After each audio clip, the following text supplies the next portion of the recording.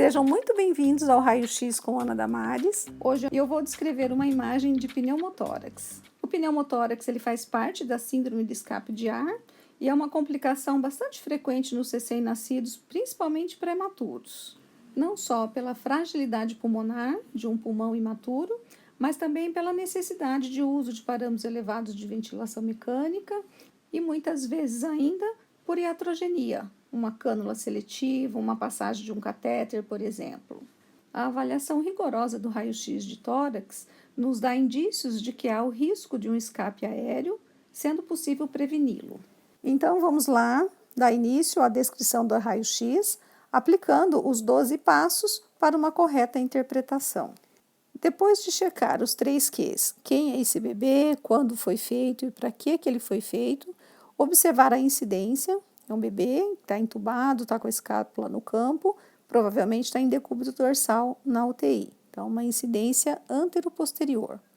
A gente observa a anatomia, saber se esse raio-x não está virado. Nós temos aqui o marcador de lateralidade, aqui no canto superior direito, e nós vamos confirmar se o fígado está embaixo da cúpula diafragmática direita do bebê e a bolha gástrica abaixo da esquerda. E nós observamos que sim, está normal, então é um coração que está em posição de levocardia, embora a área cardíaca não esteja muito bem definida devido ao pneumotórax bilateral.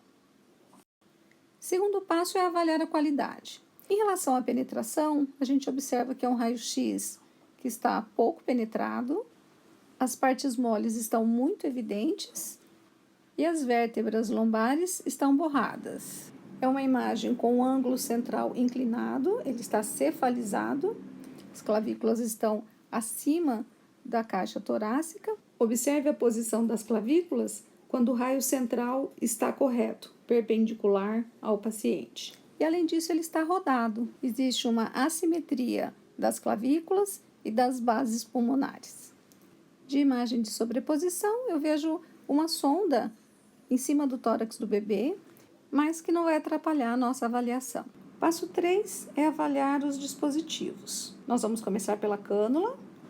Está difícil de visualizar, não só pela patologia, mas também pelo raio central inclinado. Isso atrapalha muito e é preciso prestar atenção e se direcionar pelas vértebras torácicas. Então, a gente localiza as 12 costelas que estão ligadas nas 12 vértebras torácicas e localiza qual é a altura da cânula. Se está difícil localizar a vértebra torácica T1 e T2, que tem muitas estruturas sobrepostas, você pode começar essa contagem de baixo para cima até chegar a T2. A sonda orogástrica também está difícil de localizar. Nós sabemos que tem, porque nós vimos a imagem sobreposta.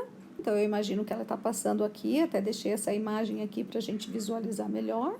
Mas na bolha gástrica a gente não vê. A extremidade distal dela não dá para localizar. Eu acredito que ela está alta. Não vejo a presença de catéter central e nem dreno de tórax. Provavelmente essa é a primeira imagem após o pneumotórax. Passo 4, avaliar partes moles. Nós procuramos enfisema subcutâneo. Esse é um paciente que tem escape aéreo, então é importante prestar atenção. Comumente eles fazem enfisema subcutâneo, mas nesse caso aqui não aconteceu. Elas estão íntegras. O que eu percebo é que ela está um pouco aumentada, talvez, então é preciso relacionar com o peso do bebê. Se for um bebê de baixo peso ou muito baixo peso, pode ser uma anasarca, né? Ele está edemaciado e não é massa muscular, é edema.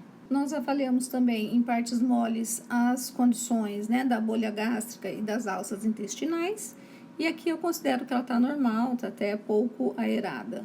Muitas vezes o pneumotórax foi decorrente de uma reanimação, um paciente que foi muito ombuzado e ele estaria com a bolha gástrica e as alças intestinais distendidas, que não é o caso aqui. Provavelmente esse pneumotórax foi por uma outra razão. Passo 5, avaliar partes ósseas. Elas estão íntegras, não vejo fratura, não vejo osteopenia e não vejo deformidades. Passo 6, avaliar o mediastino. É um mediastino que está desviado para a esquerda, está difícil avaliar porque a gente não consegue ver o contorno cardíaco.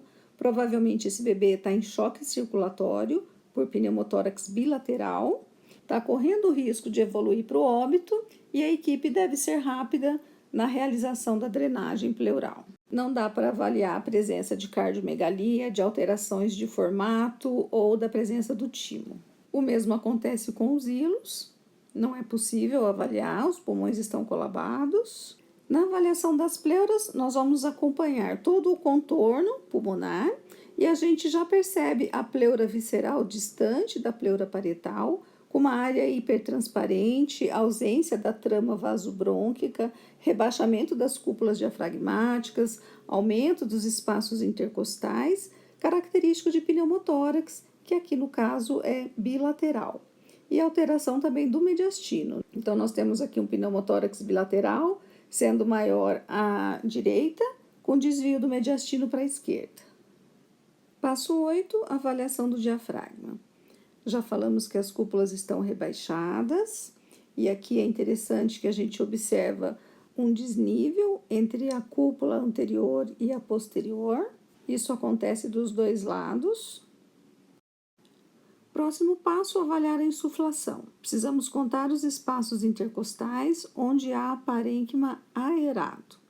Nesse caso aqui, a gente contorna a pleura visceral e a gente percebe que os pulmões estão hipoventilados. Se eu contar espaços intercostais bilateral aqui, nós temos em torno de 6. Então, são 2 pulmões que estão hipoventilados. O restante, onde tem essa hipertransparência, é o espaço pleural vazio. Nós não devemos contar. Em relação ao parênquima pulmonar, ele está retraído, com perda de volume pulmonar, quase colabado, mas não é possível avaliar o padrão patológico. Só há um aumento da densidade aí pela perda de volume. E a nossa sugestão de diagnóstico aqui é um pneumotórax bilateral. Não tem dúvida, né? Isso é uma confirmação, não é nenhuma sugestão. E o passo 12 é buscar as causas que levaram a essa intercorrência, avaliando o contexto geral. Qual era a doença de base? Qual era a fisiopatologia dessa doença? Era obstrutiva com hiperinsuflação? Recebeu surfactante? Quais eram os parâmetros ventilatórios? Cânula seletiva em algum momento? Foi reanimado, usado ambu? Houve a passagem do catéter central com talvez um acidente? Quais as imagens anteriores? Será que já havia um indício de hiperinsuflação, de escape aéreo? Essa reflexão e compreensão das causas do pneumotórax irá prevenir novos episódios.